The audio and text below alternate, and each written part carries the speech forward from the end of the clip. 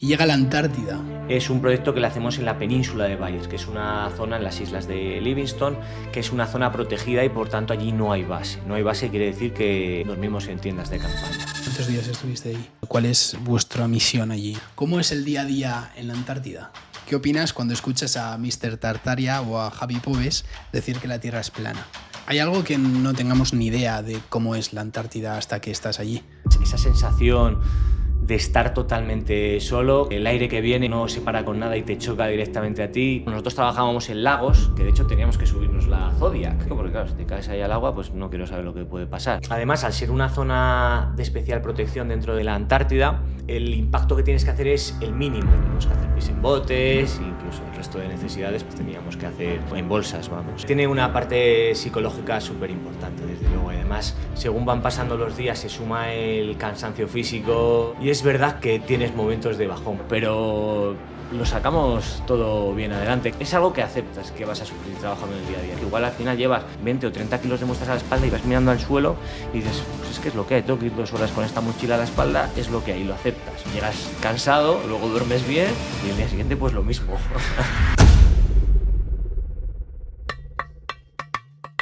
Seres Mortales es un podcast que da voz a la mayoría de la población. Gente corriente contando su día a día. Reflexiones de cómo la gente logra sus objetivos. Seres Mortales es tensión, responsabilidades, concentración y felicidad. La realidad que no nos enseñan. Seres Mortales es gente contando su historia.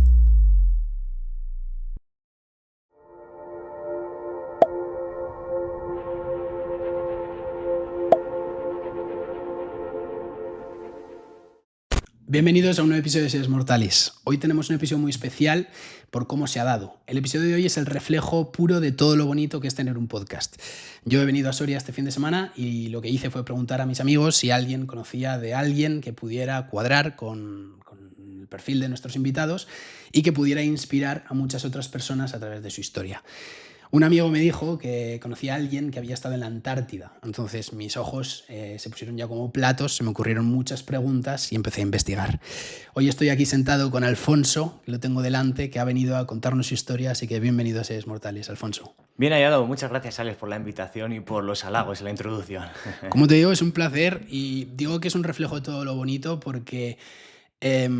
precisamente por el propósito del podcast, ¿no? El propósito del podcast es inspirar a mucha gente a través de las historias de nuestros invitados y mantener y sostener que no hace falta ser famoso o tener cientos de miles de seguidores para inspirar y que muchas personas sientan curiosidad y despierten esa curiosidad en muchos de los campos. Entonces, Sergio me contó un poco sobre tu historia. Quiero decir, antes de empezar, que yo estoy un poco como esa persona que ha clicado en el vídeo porque sé un poco sobre ti, pero tampoco sé mucho. Entonces, vamos a desglosar un poco todo y descubrir esta aventura que has estado viviendo hasta ahora. Muy bien, pues vamos a ello. Claro, como te digo, yo escuché que habías estado en la Antártida y muchas preguntas, ¿no? Se me pasaron por la cabeza. Pero pienso que no tendría ningún sentido empezar a hablar sobre la Antártida sin saber quién eres, qué haces y a qué te dedicas, ¿no? Entonces, Alfonso, cuéntanos quién es Alfonso. Muy bien, efectivamente, como dices, antes de llegar a la Antártida y bastante pasado previo, ¿no? Y bueno, pues el hecho de haber estado en la Antártida pues es una experiencia más en el ámbito de la investigación, que es precisamente en lo que yo trabajo y en lo que yo dedico la mayor parte de mi tiempo. Si te parece, voy a hacerlo del revés, voy desde el presente al pasado. Ahora trabajo como profesor en la universidad, aunque también dedico muchas horas a la investigación aquí en el campus de Soria, que pertenece a la Universidad de Valladolid. Entonces, para llegar a ser profesor, de hecho, en la Universidad de Valladolid, pues tienes que tener una vida académica, tienes que haber sacado una serie de titulaciones, haber hecho la tesis doctoral y bueno, un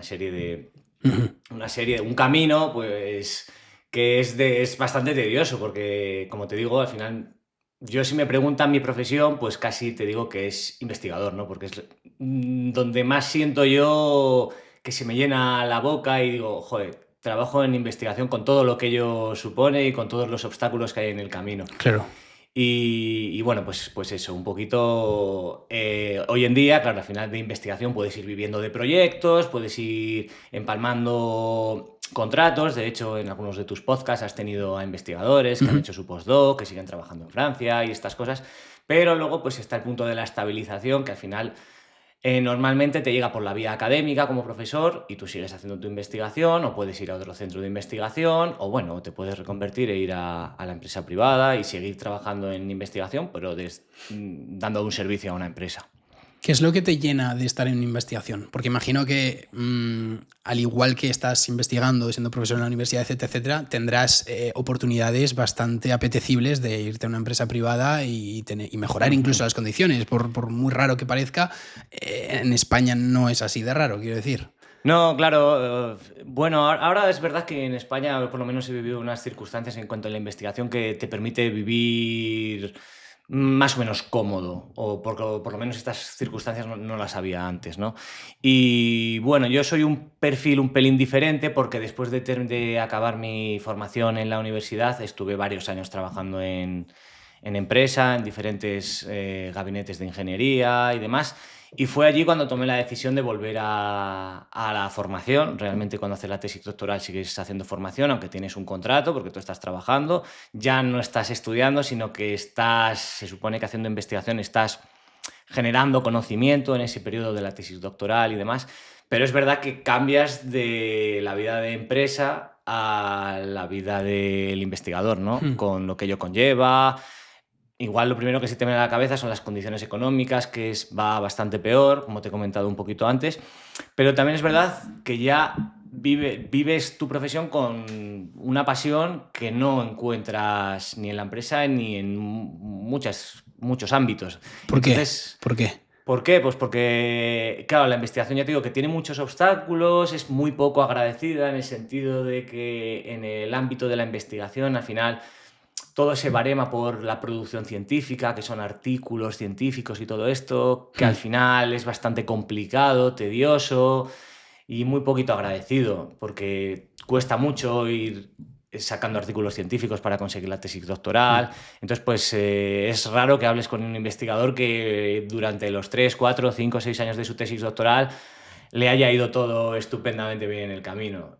Entonces, bueno, tampoco fue mi caso, evidentemente. También tuve esos pequeñas, no sé si decirlo crisis, pero sí decir, ostras, ¿qué hago aquí investigando con experimentos que duran meses, que no obtengo resultados o que no obtengo lo que se espera que es las hipótesis iniciales? Y entonces se hace un pelín duro en ese aspecto, pero precisamente es cuando vas entrando y te vas chocando una y otra vez con los mismos obstáculos, precisamente donde está ese aprendizaje y te vas especializando más en una rama que es tu línea de investigación y pues es muy bonita. Tiene un punto de pasión ahí que no lo vas a encontrar con otras profesiones. ¿Cuál es tu línea? ¿Qué es lo que te hizo quedarte o volver a la investigación? Pues bueno, realmente lo mío vino por cerca. Bueno, yo trabajo en bioenergía y más específicamente en un proceso biológico que se llama digestión anaerobia. Vale. Pues tuve un profesor que realmente fue el que me llenó de inspiración o que me motivó mucho a empezar a trabajar en esa línea. Y ya pues cuando hice el máster, estuve haciendo el trabajo fin de máster en esa línea, salieron resultados interesantes, pero bueno, yo seguía en la empresa.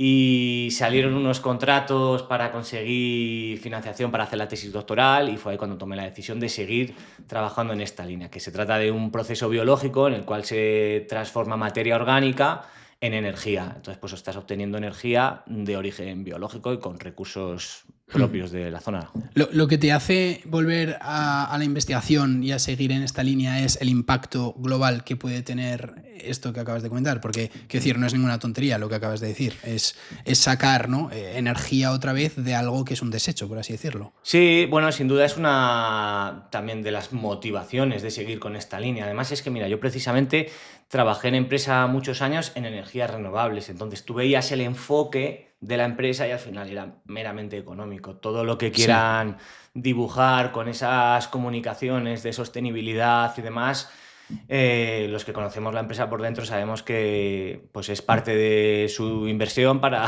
limpiar la imagen de un beneficio económico y de una economía a escala. Por eso ahora los parques solares ya no son pequeños, sino que son muy grandes, porque al final se trata de maximizar el beneficio. Entonces, claro, yo cuando hago investigación lo que trato de hacer es, precisamente con este enfoque de ingeniería aplicada, pues tratar de dar una segunda vida a los subproductos agrícolas, ganaderos y demás, que precisamente en este entorno donde vivimos, en Soria, pues son muy abundantes, y de esta forma pues tienes un subproducto que ahora te cuesta un dinero gestionar, pues gestionarlo de otra forma para obtener energía, un valor añadido. ¿Qué hacéis exactamente? Pues mira, este proceso que te he comentado, que se llama digestión anaerobia, es un proceso biológico en condiciones anaerobias, en ausencia de oxígeno, donde microorganismos, en este caso son bacterias, arqueas, microorganismos, transforman esa materia orgánica en ciertas condiciones, en reactores cerrados. Bueno, un reactor no tiene por qué sonar a algo muy grande, sino al final un reactor no deja de ser un recipiente donde mezclas los microorganismos con la materia orgánica, siendo muy simplistas, ¿no? Y en esa transformación se genera un biogás, un gas que tiene poder calorífico y que es sustituto del gas natural que a día de hoy pues normalmente importamos de otros países, claro.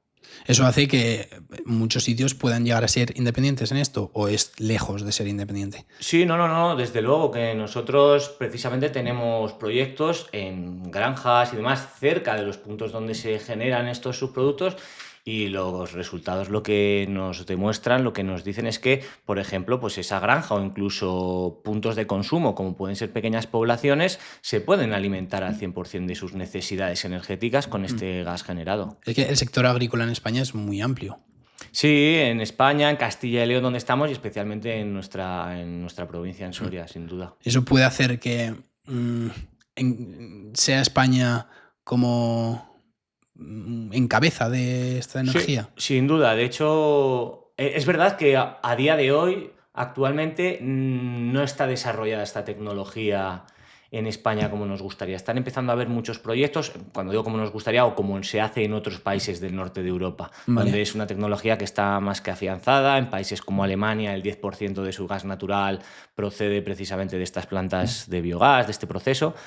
Y claro, el potencial de biomasa que tenemos aquí en España es muy grande, porque hay mucha actividad del sector primario y bueno, pues es una oportunidad, para... ¿Y se puede llegar a igualar esta producción de estos países nórdicos? Sí, sin duda, sin duda. Entonces, pues bueno, ahora pues tiene que haber también un apoyo institucional para que se puedan desarrollar este tipo de proyectos, y bueno, pues a ver qué modelo se implementa, pues porque bueno, en forma de esto puede haber modelos de negocio muy diferentes, a gran escala, a pequeña escala y demás. Nosotros trabajamos en modelo descentralizado, que es a pequeña escala, pues instalando un digestor anaerobio en una granja o así, vamos, y los números son muy buenos. ¿Y qué es lo que tendría que pasar para que España se convirtiera en no líder, pero en estar en estos top 4? Pues ¿no? precisamente las circunstancias que se están dando ahora. Ahora pues vivimos unos tiempos en que las circunstancias geopolíticas hacen que el precio de la energía pueda fluctuar, y que una estrategia a nivel de la Unión Europea y de España sea apostar por su propia energía, porque no hay nada peor que ser independiente en energía. Entonces, pues bueno, esto Claro. nos obliga a tener que apostar por este tipo de alternativas energéticas, claro. ¿Hay alguna energía que pueda determinar el futuro? Tú eres graduado en ciencias ambientales y luego en ingeniería forestal también, y tienes un máster en bioenergía y sostenibilidad energética. Entonces, tocando estos puntos de energía, ¿cómo ves el mundo actual? Bueno, desde la realidad, el contexto que vivimos actual es que la población a nivel mundial está creciendo, y eso lleva consigo un aumento en el consumo de recursos, una mayor generación de residuos, un aumento en la generación de gases de efecto invernadero, que luego tienen una serie de consecuencias que ya conocemos. Entonces, claro, el contexto es que los indicadores, uses el modelo que uses, es que esto va a ir a más. Entonces, evidentemente, pues ya tú tienes que tener tu modelo energético optimizado con tus recursos propios. Entonces, pues la clave de todo esto, yo creo que es tener un buen mix energético, ¿no? En tratar de no ser dependiente dentro de tus posibilidades y tratar de aprovechar tus recursos al máximo. ¿Te preocupa un poco la dependencia energética que tenemos a día de hoy? Sí, sin duda, sin duda. Ese es un punto que yo creo que nos debería preocupar a todos. Y bueno, pues el hecho de estar consumiendo más del 50% de tu energía proveniente de otros puntos de producción, pues sin duda te convierte vulnerable. Entonces, ¿Qué significa para ti o qué es lo preocupante para ti? Porque tú sabes mucho más que yo, por ejemplo, en este tema, ¿no? Entonces, ¿qué es lo preocupante de ser tan dependiente energéticamente hablando? bueno, pues al final eso yo creo que tiene una serie de consecuencias que pueden afectar a la economía. Entonces, pues eso también nos va a acabar afectando como ciudadanos en el día a día. Y bueno, ahí se me escapa de cuál sería el peor escenario en el caso de que se cortase el grifo en ciertas o que se encareciese mucho la energía. Cambiaríamos nuestros hábitos, los tendríamos que cambiar, pues porque sería muy cara la energía y llegaríamos a otro equilibrio. Al final, yo creo que el ser humano, como otra especie, pues tenemos la capacidad de adaptarnos, pero es verdad que hoy en día, pues la sociedad del bienestar hace que pues, vivamos cómodos, con ciertas comodidades que no había una o dos o tres generaciones atrás, sin duda. Y bueno, pues cambiaría ese escenario y nos adaptaríamos. ¿Crees que estamos preparados para vivir sin combustibles fósiles? ¡Wow! Es una pregunta complicada. Yo creo que a día de hoy no creo que tenemos la capacidad de vivir solo con nuestro... Bueno, es parte de la estrategia, ¿no? Para el año 2050, ¿no? Tratar de estar funcionando sin recursos fósiles, pero a mí a día de hoy se me hace impensable. Bueno, es lo que te digo, tratar de fortalecer ese mix energético y que esté balanceado, ¿no? ¿Hacia 2050 es posible? ¿O Bueno, más por lo menos es la estrategia que se hacia sigue, dónde se está tirando? hacia dónde se está, claro, y entiendo que dentro de esos objetivos pues tiene que haber una estrategia y se tiene que apostar pues, por energías alternativas y por desarrollar nuestros propios recursos. Como decía antes, Alfonso, has estado en la Antártida, pero también has tenido estancias en el extranjero, como en Estonia, en Austria, El Salvador, Dinamarca, México. ¿Cómo se van dando todas estas estancias? Imagino que como investigador es la parte más productiva, ¿no? Por así decirlo, de donde más Sí, puede sacar. sí, la verdad que al final las estancias es algo muy necesario para un investigador.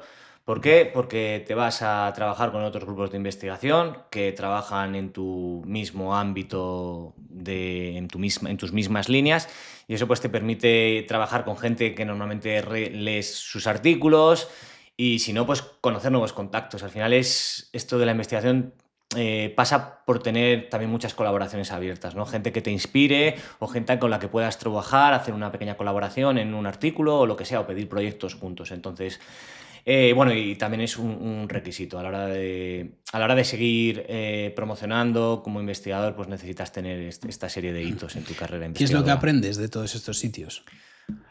Aprendes mucho, ¿no? Aparte, has mencionado diferentes países que es una maravilla poder visitar, pero sobre todo aprendes aparte de conocer personas que trabajan en lo mismo, pues otras tecnologías, otros métodos analíticos, otras formas de hacer las cosas y sobre todo otra perspectiva de ver las cosas, que al final, pues cuando estás en tu grupo de investigación, pues estás un poquito más limitado. Cuéntanos un poco lo que has hecho en cada una.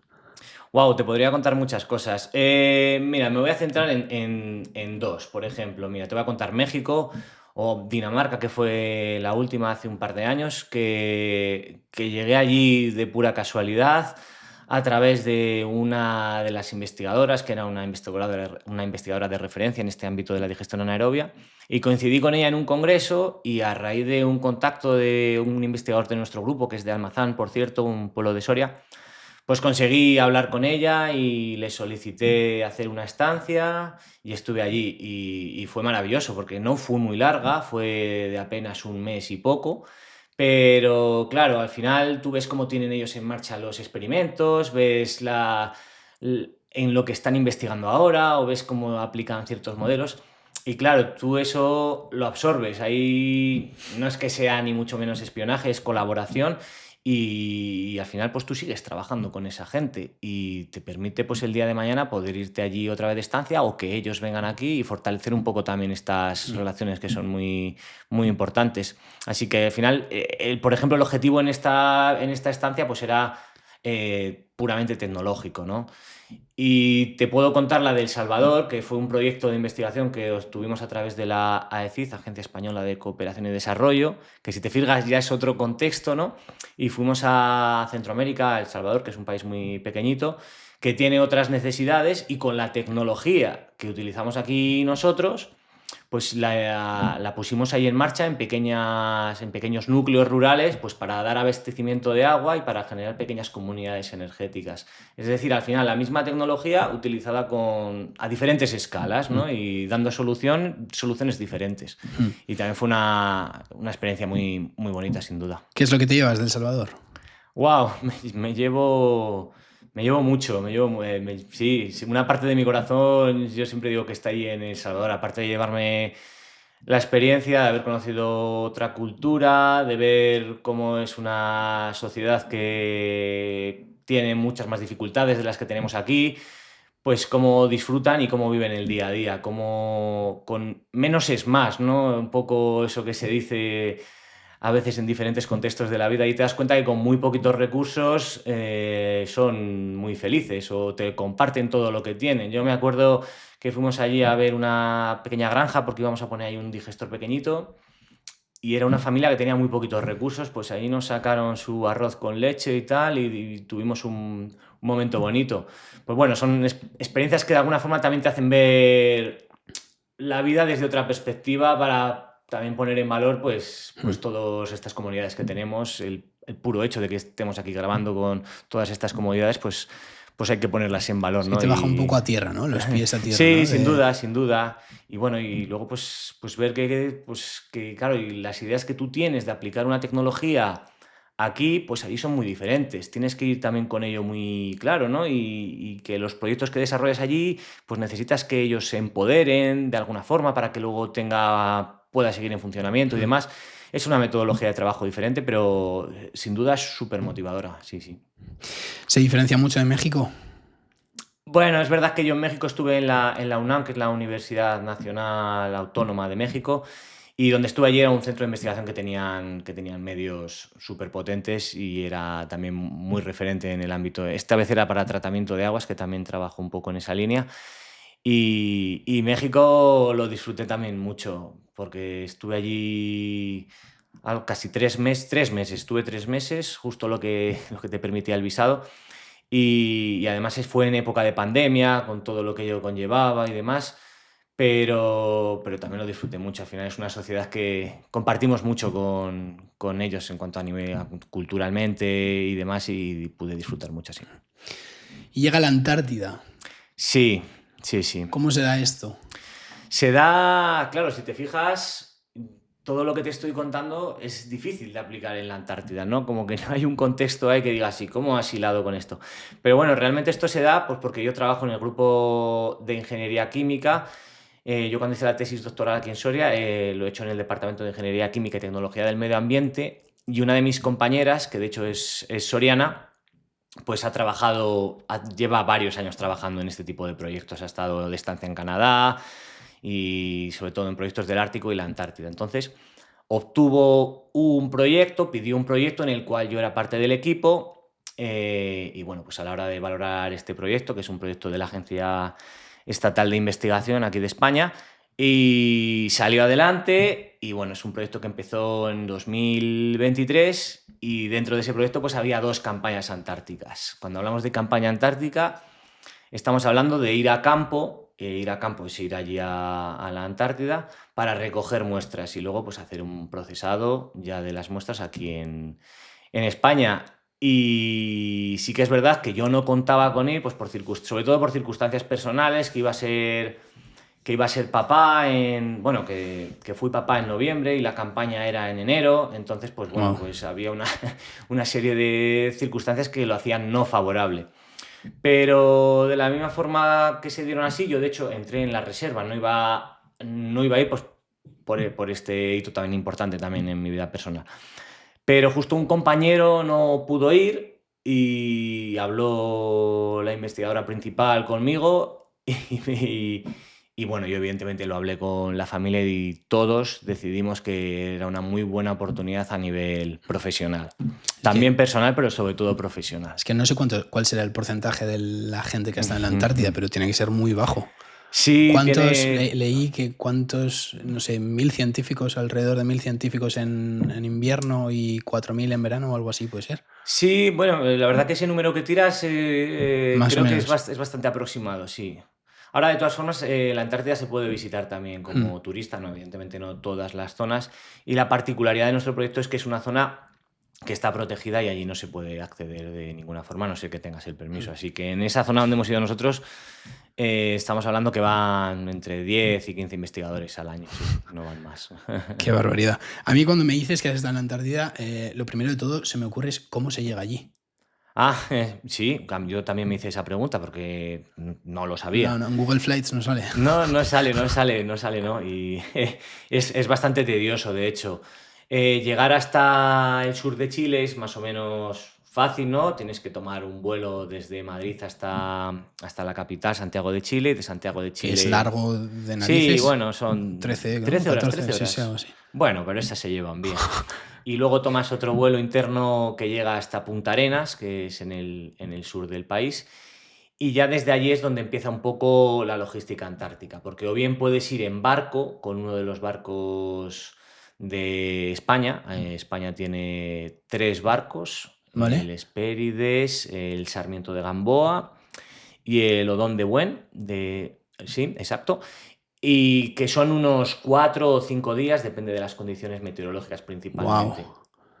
Pero también tienes la opción de tomar un vuelo desde Punta Arenas hasta la isla Rey Jorge, que es una isla en la Antártida que hay vuelos comerciales que aterrizan en tierra y demás, pero que ni siquiera sabes cuándo vas a volar. Por eso lo que te comentaba de que tienes que ir con mínimo 3-4 días de margen para poder gestionar, porque depende sobre todo de los vientos, de la visibilidad y demás a la llegada a la Antártida. Sí. ¿Fuiste en barco tú o en avión? Yo, esta campaña, que por cierto también voy a repetir campañas, voy a hacer segunda campaña, la vamos a hacer en enero del año 2026. Vamos a ir en barco, ya está la logística así organizada, pero en la anterior campaña fui en avión. Y luego desde la isla Rey Jorge fueron unas 12 horas en barco hasta... Wow.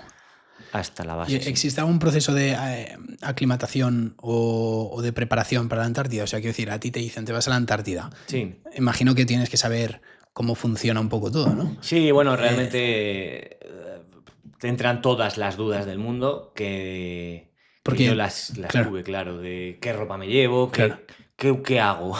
¿Dónde vas a dormir, no? ¿Dónde vas a estar? Y demás, porque además, claro, no lo hemos comentado, pero el proyecto en el que yo trabajo, es un proyecto que le hacemos en la península de Bayers, que es una zona en las islas de Livingstone, que es una zona protegida y por tanto allí no hay base. No hay base quiere decir que hay un campamento que montamos, que nos tocó montar el campamento y dormimos en tiendas de campaña.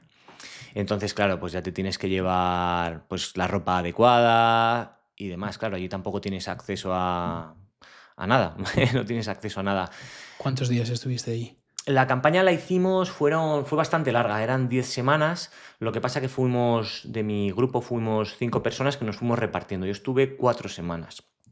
Y ahora que vamos, estoy otras 4 semanas. O sea, estás 4 semanas en una tienda de campaña, en la Antártida, en un terreno que nadie ha pisado, nadie ha visto y nadie ha estado ahí antes, por así decirlo, o muy pocas personas. Muy poquitas, sí, exacto, claro. Y de hecho, lo más relevante de nuestra investigación es que las muestras que las tomamos son de allí, no son de zonas donde hay bases científicas. Y claro, porque zonas donde hay bases científicas ya hay algo de impacto humano, pero donde vamos nosotros el impacto es mínimo. ¿Y qué es lo que queréis sacar de ahí? O sea, ¿cuál es vuestra misión allí en la Antártida? Exacto, pues en las campañas lo que hacemos es tomar muestras, porque el objetivo de este proyecto es analizar diferentes contaminantes emergentes y contaminantes persistentes, que bueno, son compuestos químicos que han llegado a la Antártida por diferentes formas, o por aire o por agua, y que se tienden a acumular en este tipo de ecosistemas, ¿vale? Entonces, pues nosotros lo que vamos es a tomar muestras para luego medir, y con ello hacer una evaluación de la concentración que hay de esos contaminantes y también de la dinámica, de cómo se mueven. Entonces eso pues ayuda mucho a identificar también esos cambios que están habiendo con el cambio de los patrones del calentamiento global y todo este tipo de factores. Es que es muy loco que me estés diciendo que la misión en la Antártida es ir a un sitio donde no hay vida humana, por así decirlo, ¿no? Y mucha gente, no la hay. muy poca gente va. Tú vas ahí a recoger contaminantes ambientales que han llegado ahí del otro lugar del mundo. De otras latitudes. ¿Cómo narices acaba eso ahí? Claro, al final son este tipo de contaminantes, contaminantes fluorados, fosforados, microplásticos y demás, pues pueden volatilizar y luego se desplazan principalmente por viento, agua. Por viento, exacto, principalmente por viento. Wow. Y ya se tienden a acumular. Al final la Antártida en este caso es un reservorio de este tipo de contaminantes y pues nos puede ayudar a identificar pues, las concentraciones en los últimos años, pero también cómo van cambiando, porque una particularidad que está pasando ahora, pues al final la Antártida se considera un centinela, como te sirve, como es un poco se comporta como un reservorio, se acumulan ahí ciertos contaminantes que a día de hoy pueden estar, muchos de esos están prohibidos porque son nocivos para la salud humana. ¿Vale? Entonces allí se acumulan, no se han destruido, a veces muchos compuestos, muchos contaminantes se destruyen pues, por la propia acción del sol o lo que sea, pero estos que estamos estudiando, los persistentes, no. Y se acumulan allí. ¿Qué pasa? Que si ahora empieza a haber cambios en los patrones, calentamiento y demás, se pueden volver a mover. Y si se pueden volver a mover, pueden volver a estas latitudes. Claro. Entonces es un poco lo que tratamos de estudiar, claro. Wow.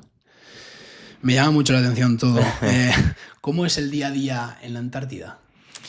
Wow, es intenso, es muy bonito. Hay muchas horas de sol, por ejemplo. Sí, claro, nosotros, la campaña antártica, ya como has visto un poco por las fechas, que suele ser en enero, es cuando es allí verano. Los días son muy largos. Yo recuerdo que también uno de los consejos era que te llevases antifaz para poder dormir y demás, pues porque entra luz en la tienda de campaña. Pero claro, estás tan cansado, tan extenuado que no te hace falta antifaz ni nada, estás agotado. Estás agotado. Es trabajo muy duro, claro. Y ya no sobre todo por las condiciones meteorológicas, no por el frío. Quizá frío no haga tanto, teníamos temperaturas entre ¿qué te digo? Entre -2 y 2 grados, que no fluctuaban muchísimo, pero sobre todo el tema de la humedad y sobre todo el viento. Era lo que hacía muy difícil el trabajo. Y el viento infernal. La ventisca, el viento se te metía hasta el alma, sí. Sí, o sea, quiero decir, estamos hablando de -2 grados, pero sensación térmica... Sí, sería mucho más baja. Sí, yo con -2 grados en Zaragoza con el Cierzo, las paso canutas, ¿no? Sí, quiero decir. Claro, y luego el factor clave es que, claro, tú en Zaragoza, yo en Soria, pues te expones al frío y dices, ostras, qué frío, pero luego vuelves a un espacio que está calentito. Claro. Y allí no teníamos ningún espacio para liberarte del frío, salvo dentro del saco de dormir. Al final es verdad que nos dejan sacos de dormir muy buenos. Claro. Gracias a Dios. Pero claro, no es... Es un continuo. Continuamente o sea, no hay, sí. Eso que dices tú es alucinante, porque no es... o sea, es un punto clave de que nosotros aquí, pues eso, tenemos frío, pero luego vas a un sitio, te calientas, te pegas una ducha de agua caliente, ¿no? Y cambias. Claro. Sí. Aquí no tenías esa opción, claro. De hecho... ¿Era el baño? O sea, las duchas, nada, quiero decir, o sea... No, claro, no tenemos... Bueno, el agua, de hecho, que bebíamos, recogíamos el agua del deshielo, la llevábamos a bidones, quitábamos los sedimentos y nos la bebíamos, echábamos... Wow. Sí, exacto. Y el baño, pues claro, además, al ser una zona de especial protección dentro de la Antártida, pues el impacto que tienes que hacer es el mínimo. Claro. Entonces, claro, el hecho de hacer pis en el suelo, pues no se puede, está prohibido, y porque al final estás alterando las condiciones del suelo y demás. Entonces, pues bueno, teníamos que hacer pis en botes, incluso el resto de necesidades, pues bueno, las teníamos que hacer en bolsas, vamos. Teníamos una tienda de campaña que es el Retrete, y bueno, pues poníamos una banderita de color rojo cuando se estaba usando y el siguiente pues ya tenía que esperar. Es una pasada, o sea, es que es como si me estuvieras contando la aventura de un astronauta en la Estación Espacial Internacional, quiero decir, Pero en la Antártida, o sea... Sí, además es verdad que cuando vas allí a hacer el trabajo de campo, que realmente estás todo el día de campo, claro, el paisaje que ves allí, estás tú solo y a veces dices, wow, estoy en... no sé dónde estoy. Total. Claro, también te quería un preguntar eso, de psicológicamente, 4 semanas de continuo, de que no haya incluso día-noche, o una ducha caliente, algo donde darme un poco de cobijo, dormir bien, despertarme más fresco, etcétera. Quiero decir que la última semana será como... te tienen que hacer mella, quiero decir, el cansancio Sí, y todo. O sea, psicológicamente tú te ves solo, desconectado de todo. Has dicho, no sé dónde estoy. sí. A ver, tiene una parte psicológica súper importante, desde luego. Y además, según van pasando los días, se suma el cansancio físico y es verdad que tienes momentos de bajón, pero es como allí las propias condiciones meteorológicas, ¿no? Que hace mucho viento, luego no hace viento, luego sale un poco el sol, luego se esconde, luego nieva. Es como que vas pasando por muchos estados mentales, en este caso, a lo largo del día. Y eso creo que es un plus muy grande a la experiencia. Pero sí, sin duda pasas por decir, joder, macho, es que estoy agotado, no puedo más. ¿Qué hago aquí? Encima mi familia y todo. Pero bueno, luego también la sensación de grupo, poder trabajar con otros investigadores, Claro. siempre encuentras motivación. ¿Fuisteis muchos? Pues claro, allí el máximo son 10 y yo creo que llegamos allá a coincidir 7 u 8 y aparte nos acompañan 1 o 2 guías de montaña que nos apoyan con la logística de que no se vuelen las tiendas de campaña, que se vuelan y eso que son tiendas de campaña muy buenas, nos ayudan también a la preparación de la comida o incluso a llegar a ciertos puntos de la península de Bayers. Es que estamos hablando de... He leído y he recogido algunos datos de la Antártida. El viento puede superar los 300 kilómetros por hora. Sí, bueno, pero ahí no trabajaríamos. Ya, Estamos claro, conectados por radio. Hay la base de... Bueno, España tiene 2 bases, una que gestiona el CSIC, Centro Superior de Investigaciones Científicas, que es con los que hablamos, y otro que gestiona el Ejército de Tierra. Entonces nosotros con la base del CSIC hablamos mediante radio y nos van dando la predicción meteorológica. Y Claro. cuando nos hablan de las condiciones de viento las más negativas, claro, no puedes salir a trabajar. O tú sabes que los trabajos que vayas a planificar para el día siguiente tienen que ser más cómodos que los que planificarías para un día con menos viento. Wow, es que fíjate, no sé a cuántos llegamos, quizás a 100 kilómetros por hora sí que llegamos. Madre mía. Viento. Sí. La temperatura más fría del planeta está ahí con menos 89 grados centígrados. Sí, claro, pero sería en invierno. Nosotros Sí, afortunadamente sí. vamos en verano. Y luego lo notas en aeróbicamente tú, porque es el continente más alto, por así decirlo también. Estás por encima de los 2000 metros. ¿Hay algún tipo de... O sea, ¿qué es lo que te dicen cuando vas a la Antártida? ¿Qué es lo que te dicen? No hay un proceso de aclimatación, por ejemplo, como los escaladores cuando van a hacer Ya, 4000 o así. No, la verdad es que no. A ver, sí que te aconsejan sobre todo el tema de gestionar muy bien las capas del frío, pues porque al final estás trabajando, puedes sudar y coges frío y demás. Pero bueno, lo peor es el cansancio físico, y sí que, bueno, pues para los guías de montaña que están allí están muy experimentados y sí que te recomiendan, te dan ciertas pautas. Luego también el tema del agua, pues te tienes que llevar pastillas con sales minerales y demás para no deshidratarte y todas estas cosas. Wow. Y bueno, pero lo sacamos todo bien adelante. Como que allí sabes que vas a sufrir. Claro, tiene que ser un orgullo estar allí y crecer. Es algo que aceptas, que vas a sufrir trabajando en el día a día. Y yo había veces que, claro, encima vas muy cargado. Como allí no llevas medios motores, tienes que ir llevando las muestras, que igual al final llevas 20 o 30 kilos de muestras a la espalda y vas mirando al suelo y dices, pues es que es lo que hay, tengo que ir 2 horas con esta mochila a la espalda, es lo que hay, lo aceptas. Y llegas cansado, luego duermes bien y el día siguiente pues lo mismo. Tu día a día, ¿vale? O sea, tú te despiertas allí. ¿Y qué es lo primero que hacías? Mira, y a mí me gustaba... Bueno, te voy a ser sincero, me gustaba levantarme el primero porque me gustaba tomarme un café y escribir. Escribía un pequeño diario y además me gustaba ir al baño. Me gustaba tener también mis rutinas y teníamos el desayuno, no sé si era a las 7 de la mañana aproximadamente, que ya habíamos, y ya pues el trabajo lo habíamos planificado la noche anterior con las instrucciones meteorológicas que nos habían dado.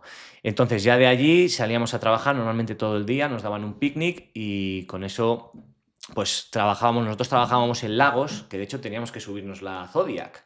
Que Wow. Zodiac, el traje seco, porque claro, si te caes ahí al agua, pues no quiero saber lo que puede pasar. Pero bueno, llevamos todos los elementos de seguridad y demás para recoger sedimentos del lago, para recoger líquenes, para recoger nieve, para recoger agua, para recoger de todo. A veces ibas y volvías al campamento para recoger más material y básicamente ese era el día, recoger muestras. Y en función un poco del viento y demás, pues intentabas ir a sitios más alejados del punto del campamento o a sitios más cercanos. Lo ibas planificando así un poquito sobre la marcha. Ruido cero. Cero. El tuyo, el que haces tú y tus Bueno, y el de compañeros. los animales. Es verdad Sí. que cuando nos metíamos a la zona de Lagos, allí solamente había aves, petreles y demás. Y luego en toda la playa, cuando nos tocaba ir a la playa, es más agradecido porque hay muchos pingüinos, elefantes marinos. Wow. Y bueno, y convives con los animales. Al final son animales, la fauna no está adaptada al ser humano y por tanto pues no huyen de ti como huyen aquí Vale. los animales. Entonces pues convives con ellos. Es muy gracioso estar recogiendo muestras a 50 metros de un pingüino que te va siguiendo. Además es que te van siguiendo, son muy graciosos. Sí. Así andando. Cero peligrosos, cero... Bueno, ahí está el tema de la gripe aviar, que también ha llegado allí y es peligroso porque si te contagias puedes tener un problema, porque de la misma forma que no tienes medios logísticos, tampoco hay un médico que te Claro. pueda apoyar. Entonces, por eso la parte del reconocimiento médico en este tipo de campañas es muy especial y muy dura, de hecho. Yo esta vez la he tenido que pasar por segunda vez porque no la pasé a la primera, el reconocimiento médico. ¿Has temido alguna vez de algo allí? No, allí no. Fíjate que antes de ir sí que te pones en el peor escenario porque sabes que las condiciones van a ser muy malas, pero una vez que llegas allí te pones a trabajar y bueno, siempre trabajas con otra persona, estás comunicado por radio con la base central, con otros compañeros. Entonces, bueno, realmente no hay grandes peligros. Una particularidad de donde trabajamos es el permafrost, que es un tipo de suelo que te puedes quedar enganchado y bueno, pero peligroso yo creo que no hay, no debería de pasar nada raro. ¿Y qué es lo mejor que te llevas de allí? O sea, cuando tú te sentabas por la mañana a escribir en ese diario, ¿algún pensamiento o algo que hayas dicho, wow, es que estoy aquí? Muy Sí. poca gente ha estado aquí y esto que estoy viviendo es increíble. O sea, alguna reflexión que hayas tenido, decir qué pequeños somos o no sé.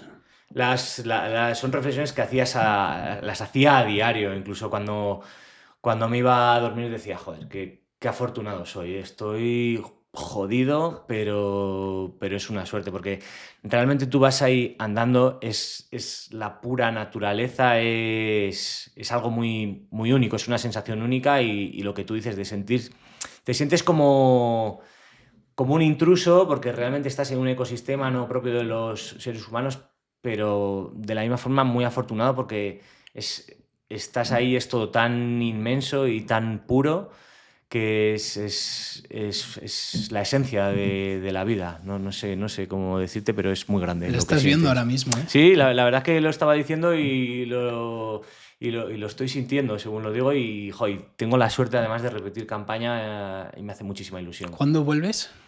Pues todavía no se saben las fechas, pero será a principios de enero. Principio de enero.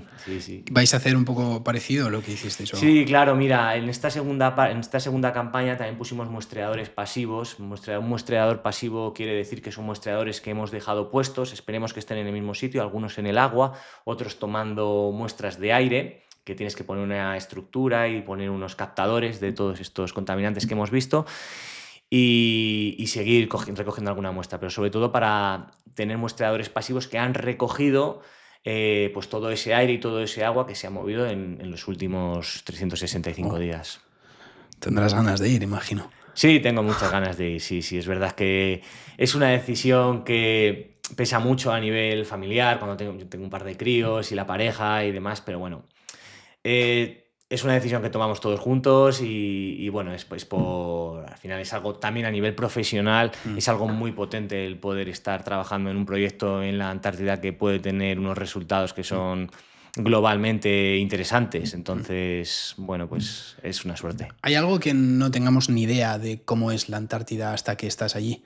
Algo, por ejemplo, yo que sé, me imagino sales a la ciudad, por ejemplo, hay olores, ves vegetación. Allí imagino que, no sé, algo que te llamara mucho la atención, un poco de shock de decir, ostras, es que esto no lo he experimentado nunca hasta que he llegado a la Antártida. Sí, bueno, sobre todo y eso que yo soy de Soria y aquí es diferente que en las grandes ciudades, pero esa sensación de estar totalmente solo quizás sea una de las cosas que más te llame la atención. Y bueno, pues también es un ecosistema muy, muy único el estar ahí en la Antártida. Y ahora, aunque hubo árboles, ahora no hay ningún árbol, así que ves todo el horizonte. El aire que viene no se para con nada y te choca directamente a ti, pero de alguna forma lo saboreas también. Es como que saboreas todos los elementos naturales en ese contexto, sí, sí. Y bueno, y la dureza, que es un ambiente muy, muy duro y muy hostil, ¿no? Claro, también te informas mucho antes de ir, de cómo es esto, pero hasta que no estás allí y ves la particularidad de trabajar en un ambiente tan extremo, no te haces una idea, ¿no? ¿Compartiste estancia con gente internacional? O sea, con gente de otros países. ¿O es la estancia española, la estancia de, no sé, inglesa? Es una muy buena pregunta, porque esto viene muy bien al hilo de lo que significa la Antártida y qué es la Antártida, ¿no? Al final, la Antártida es considerado como un territorio de paz y de ciencia. Eso quiere decir que está muy abierta a la colaboración. Entonces, pues donde trabajamos nosotros, el campamento lo gestiona España, pero pueden venir investigadores previa solicitud y demás, y además lo tiene que aprobar el Comité Polar y todo esto. Pero podrían venir investigadores, y de hecho vienen investigadores de otros países. De hecho, la colaboración entre diferentes países también es muy habitual en la Antártida. Y la Antártida nos la venden como un continente, ¿no? Sí, es un continente. Quiero decir, es un continente. Pero al no haber países en este caso, ¿no? No hay reglas, por así decirlo, reglas que se salgan de... Reglas sociales, por así decirlo, ¿no? Porque no hay ciudades, no hay casas, no hay... Hay bases. Hay bases, son bases, exacto. sí. Y ahí sí que están gestionadas por los diferentes centros de cada país. Eso es. Y demás. ¿Hay alguna que predomine más que otra? Es que hay varias bases. Ya te digo que España tiene 2 y luego pues, Estados Unidos tiene base. Bueno, muchísimos países tienen base. Pero sí que es verdad que la Antártida no es de nadie. No es de nadie. No es de nadie. Sí que hay países que tienen reivindicaciones de territorio. Eso quiere decir que consideran que históricamente pues, la Antártida lo reparten como en quesitos entre diferentes países, pues yo que sé, Argentina, Chile, Estados Unidos y demás. Pero el Tratado Antártico lo que dice es que no es de nadie y que además es un territorio de paz y de ciencia. Y eso quiere decir que, además, como que desde un punto de vista, no es como diplomáticamente, no es raro poder ver a naciones que a día de hoy se nos haría muy raro que colaborasen por sus diferencias, pues que allí estén colaborando, como yo que sé, por ejemplo, Estados Unidos y Rusia, por ejemplo, que igual sería raro que colaborasen en otros contextos, pues allí pueden colaborar porque es de ciencia y de paz, y eso es un poco el himno y lo que hay que transmitir de la Antártida, sí. ¿Cuáles son otros estudios que llevan en la Antártida? Bueno, se hace de todo. Como ves, nuestro proyecto es sobre todo de contaminación y de efectos del cambio climático, pero bueno, pues los puede haber de geología, de biodiversidad, de física. También no lo he dicho, pero antes de ir a la península de Valles pasamos 2 días en la base Juan Carlos, que es la base que gestiona el CSIC, porque el protocolo decía que nos tenían que hacer unas pruebas de COVID. Y compartimos un par de días pues experiencia con otros grupos de investigación que trabajaban ahí en la base, con más comodidades que las nuestras. Y bueno, pues había de todo, porque pues cuando compartes ratos con esa gente, pues te cuentan lo que hacen en sus proyectos y demás.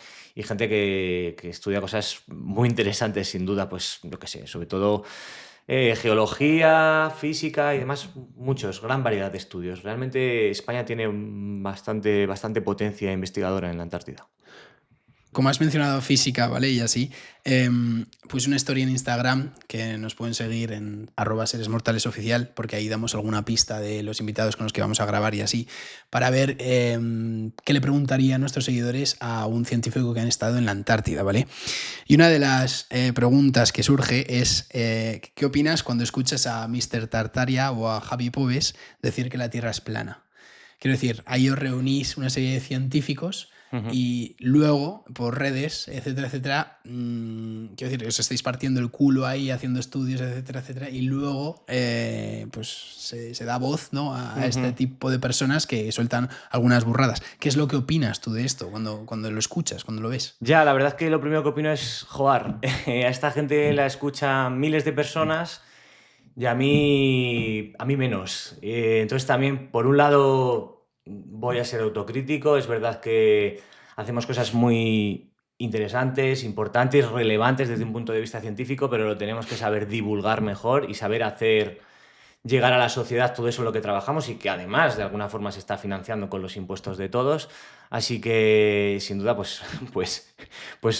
me molesta que se dé tanta voz a esta gente que bueno, pues en este caso yo tengo que decir que no estoy de acuerdo con esas cosas que se afirman, pues porque bueno, hay argumentos de sobra que pueden desmentir esa afirmación. Y mira, al hilo de esto, una cosa muy particular que nos pasó y que ayuda a combatir esta afirmación, cuando nosotros llegamos y montamos campamento, allí en la península de Valles, nos dejaron a las 11:30 de la noche, sin nada montado, y estuvimos montando campamento, qué sé yo, 6 horas más o menos, entre que mueves materiales, porque te dejan en la playa, te deja el barco en la playa, descargas material, pero luego el campamento estaba aproximadamente a 900 metros de la playa y tienes que llevar pues muchísimo material y luego montar las tiendas. Y llegó la hora en el que el sol, es una cosa muy, muy curiosa que nos pasó, se ponía por un lado y por el otro lado ya estaba generando el reflejo, ¿no? Es una particularidad, ¿no? Pues al final la Tierra tiene un eje axial que tiene 23 grados, entonces se daba ahí un efecto óptico que era totalmente real, ¿no? De cómo es esa rotación del Sol sobre la Tierra y demás. Pero bueno, pues luego tendrías cientos de argumentos, ¿no? El tema de la gravedad, ¿no? Tú lanzas una taza al suelo y cae perpendicular, ¿no? Pues porque la fuerza gravitacional hace el centro de la Tierra y desde donde la lances va a caer perpendicular al suelo. Y bueno, luego los satélites, los barcos, cualquier argumento sería válido para contrarrestar Es que esta gente lo dice con una calma tremenda, ¿eh? Claro, creo que gana fuerza ese discurso cuando se lo creen. Si tú dices una mentira con mucha afirmación, pues a veces se convierte hasta en verdad, ¿no? Y si tienes mucha fuerza en tu mensaje, pues desgraciadamente puede llevar a la confusión. Y un poco me reitero en lo que digo, a esta desinformación, pues muchas veces tiene varios cientos de miles de seguidores, que muchos te tratarán como un loco, que eres lo que eres, pero otros tantos puede ser que lo crean, sí. Es que hay un tío, el Mr. Tartaria este, dice que en la Antártida que hay un bloque de un cubo de hielo gigante que ha visto y que es como no sé. Mira, Mr. Tartaria Antártida cubo. Ya tanto no he llegado. Todo el mundo, sí, esto no puede ser real. ¿Cómo va a haber un cubo aquí de 3 kilómetros por 3 por 3 por 3 kilómetros? Y digo, estábamos a 100 metros, más o menos. Chicos, estamos a 100 metros. Hay que ir a ver si esto es real. Y salta el jefe dice, pues ya puedes ir a tocarlo. Nosotros nos vamos corriendo al helicóptero, nos han dicho que va a funcionar, te doy 3 minutos para que vayas, lo tocas y regreses. Si no hay nada, holograma. Si hay algo, hay algo. Pero así de seco. Por eso digo que ese hombre posiblemente supiera. Bueno, yo me quedo a cuadros diciendo, no, yo no lo decía para irme, yo no quiero ir a tocar el cubo. Allí es cuando me veo obligado a ir a por el cubo. También puede haber dicho que no. Consigo ya, seguro, no da igual. Pero bueno, y voy acercando, y a medida que me voy acercando, mi mente empieza a darme vueltas. ¿Qué coño estoy haciendo? Pero estás loco. Pero ahí es cuando tú me has preguntado, ¿te viste oportunidad? En ese momento pensé, aquí también tuvo el cubo y desintegró, como en la peli, como en tantas pelis, ¿no? ¿Sabes de qué? Y ahí dudé, pasaron varias cosas, hasta que pongo las dos manos, y era una especie, como he contado muchas veces, de gelatina en movimiento, porque lo tocaba y se movía todo. Y era como una gelatina en movimiento. Y luego lo que yo conté es que, bueno, sí, al segundo me di media vuelta, regresé al helicóptero y les dije, chicos, o sea, real, es físico. ¿Por qué? Porque ellos vieron que en un segundo puse las manos, me di media vuelta y salí. Eso es lo que conté yo, porque cuando llegamos a la base, como terroristas, nos interrogaron como si fuéramos terroristas y tuvimos 3 o 4 interrogatorios más. Y por separado, yo acabé de la reunión en el Océano Índico, en una base secreta americana que no existe, en el último interrogatorio antes de regresar al CERN en Suiza.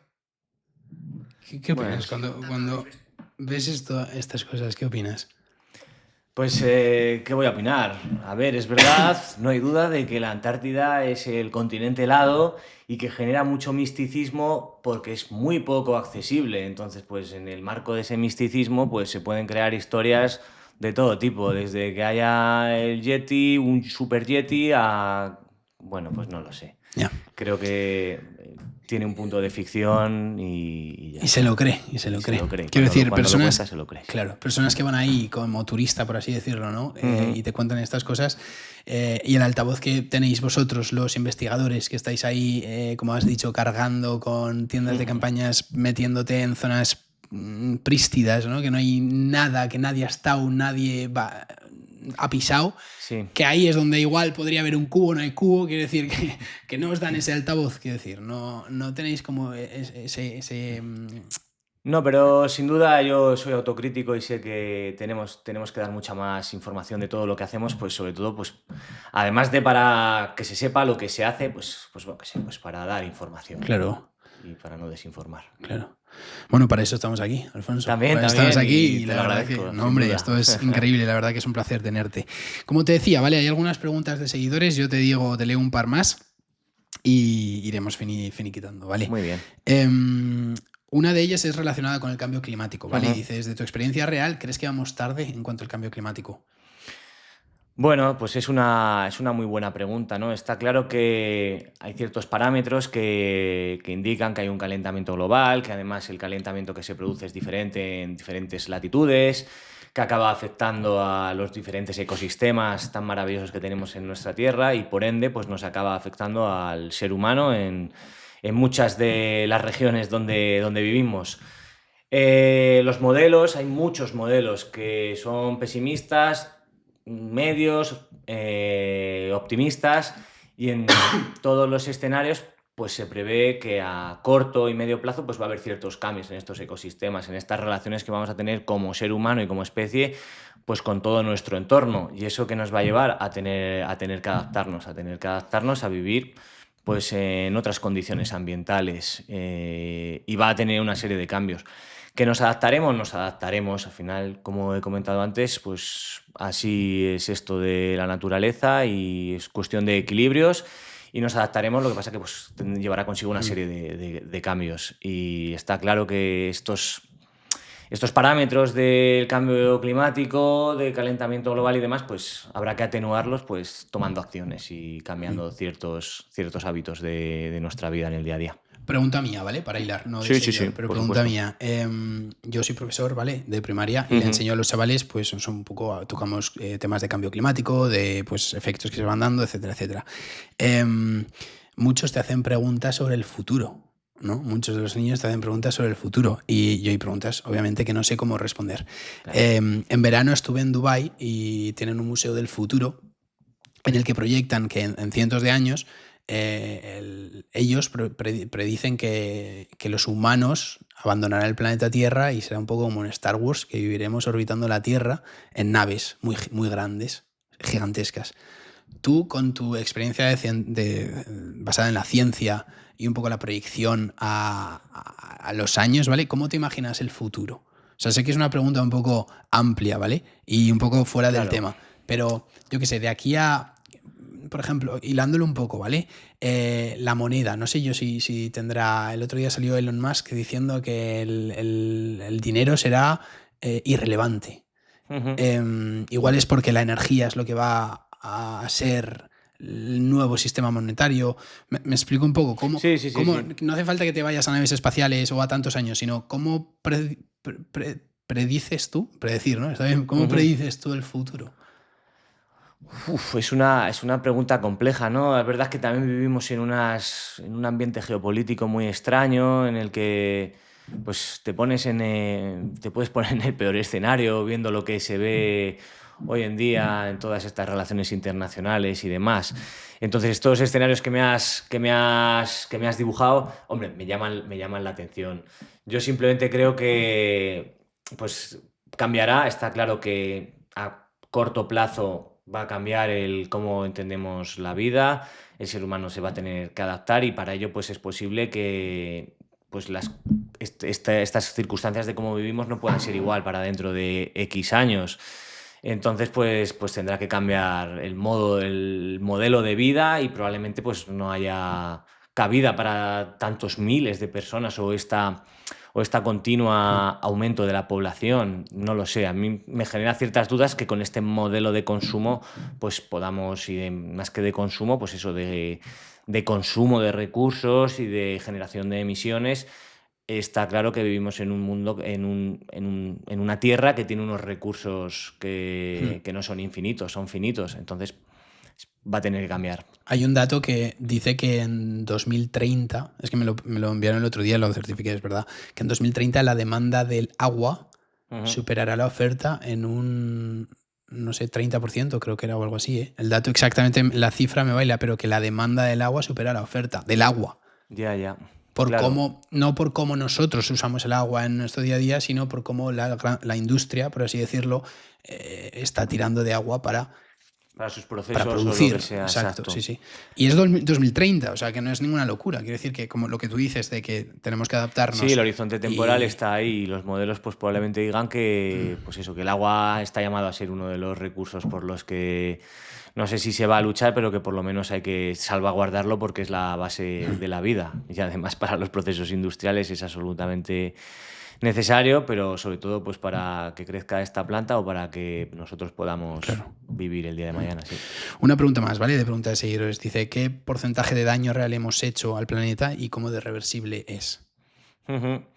Bueno, pues ahí desde un punto de vista ecológico, pues está claro que los ecosistemas están cambiando y están llegando a nuevos equilibrios, que muchos de ellos pues van a ser irreversibles, o para ciertas especies van a ser irreversibles, especies que vivían en ciertas circunstancias ahora han cambiado y ya no van a poder vivir. Entonces pues las interacciones en ese ecosistema van a cambiar y se van a llegar a nuevos equilibrios. Entonces hay muchas cosas que van a ser absolutamente irreversibles y otras que podrán ser reversibles si se cambian ciertos patrones, pero lo lógico es que se llegue a nuevos equilibrios. Al final esto, a mí me gusta siempre verlo desde un punto de vista de ecosistema, pues porque, bueno, en el fondo, aunque soy ingeniero, también soy ambientólogo y me gusta verlo desde un punto de vista ecológico todo. Pues muchas gracias, Alfonso, por responder a nuestros seguidores y a mis preguntas también. Para terminar, cerramos el podcast siempre con 2 preguntas que hago a todos los invitados, ¿vale? Las cuales me parecen muy interesantes ver los tipos de respuesta que tenemos, ¿vale? La primera es, ¿cuál es el peor consejo que has escuchado o recibido y por qué?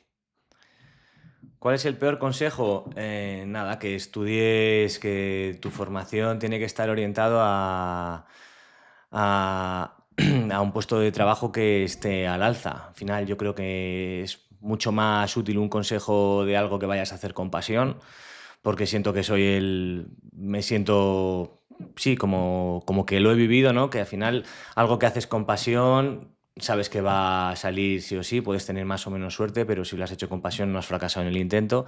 Y sin embargo, si vas guiado por las directrices que te van marcando, pues quizás no puedas llegar a todos los objetivos que tú te has marcado a ti mismo.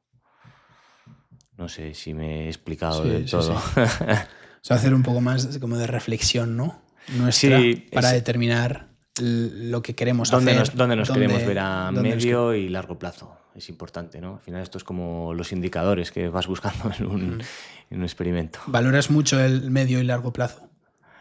Sí, especialmente. Claro, también ahora probablemente te esté hablando desde mi forma de vida, que veo a que tengo un par de chiquillos, ¿no? Y te tratas de poner en ese papel ahora. Claro. Etapas todo. Etapas, es que ahí lo has dicho tú, son etapas de la vida.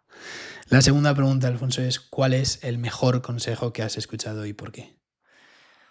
¿Cuál es el mejor consejo que has escuchado y por qué? Bueno, pues yo creo que también un poco relacionado, ¿no? Con lo anterior, ¿no? Hay que ser atrevido, intrépido, hay que tratar de vivirlo todo con mucha entrega porque así es como te vas a acostar diciendo, ostras, tío, esto es así y unos días van a salir bien y otros días no van a salir bien, pero bueno, estás ahí con lo tuyo.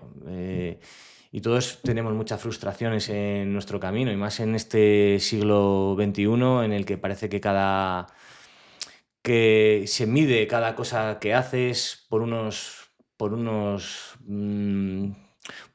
parámetros o por unos indicadores que muchas veces no expresan cómo tú te sientes. Es decir, creo que hay que tratar de ser fiel a uno mismo y eso te va a hacer que vivas en paz y no te sientes jugado por lo que otros piensan. Y es un poco lo que veo yo que ha cambiado también mucho desde que era joven o los últimos 15 años, 15, 20 años, de cuando yo empecé a estudiar ahora, pues sí que veo que ha habido un pequeño cambio. Lo veo en los alumnos y demás. Que todo eso también está muy relacionado con la motivación por hacer las cosas.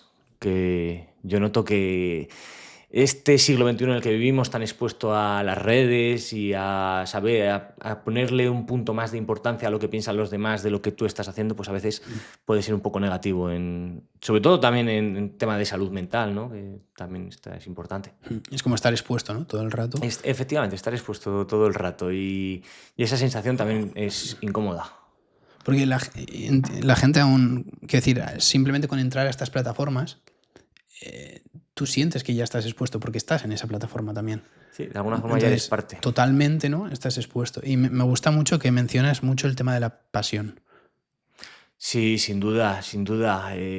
Es que es muy importante. Lo has nombrado tanto en el peor consejo, ¿no? Como en el mejor. En sí, el peor quizás he sido un pelín redundante. No, pero no, me parece genial. Me parece genial porque el outcome es muy bueno. El outcome es seres mortales, Alfonso. Es que claro, tú estés hoy aquí teniendo esta conversación y que lo estés plasmando con esta transparencia tan buena, ¿no? Que es que para todo, ¿no? Tienes que ponerle pasión. Sí, porque ahí está la clave un poco no sé si tampoco decir del éxito personal, pero por lo menos con la satisfacción personal de tu día a día y te va a ayudar a crecer, porque en esa pasión muchas veces hay mucho fracaso y ahí es cuando vas aprendiendo. ¿Tú crees que la pasión se encuentra? Se encuentra, la pasión se encuentra y yo creo que todos de alguna forma u otra vamos a encontrar pasión en algo. Yo también lo pienso y creo que mucha gente a veces pecamos de estar quietos esperando a que nos llegue esa pasión por algo y que vemos a gente como muy apasionada por algo y decimos, joder, es que ojalá tener la motivación que tiene él o ella en esto y eso puede hasta desmotivar, ¿no? Pero pienso que la pasión, si tú te mueves, la encuentras, ya sea por A, B, C. Sí, al final son decisiones, hay que tomar decisiones y muchas veces para encontrar la pasión igual tienes que dar un giro de 45 grados en tu día a día y la vas a encontrar, porque cuando abres nuevas oportunidades, pues nuevos retos y ahí está. Ahí están esas pequeñas cosas. Es un placer tenerte, Alfonso, de verdad, en Seres Mortales, que seas parte de esto. Como te he dicho al principio, no hace falta ser famoso o tener miles de seguidores para inspirar y llegar a muchas personas. Y queda demostrado un día más que a través de tu historia seguramente hemos despertado mucha curiosidad. Así que muchísimas gracias por todo lo que nos has contado y haber estado aquí con nosotros hoy. Joder, pues agradezco mucho tus palabras y este pequeño espacio y tiempo porque, bueno, pues al final creo que también este podcast nació de una pasión hace ya unos años y aquí sigue más vivo que nunca. Gracias, Alfonso. Gracias.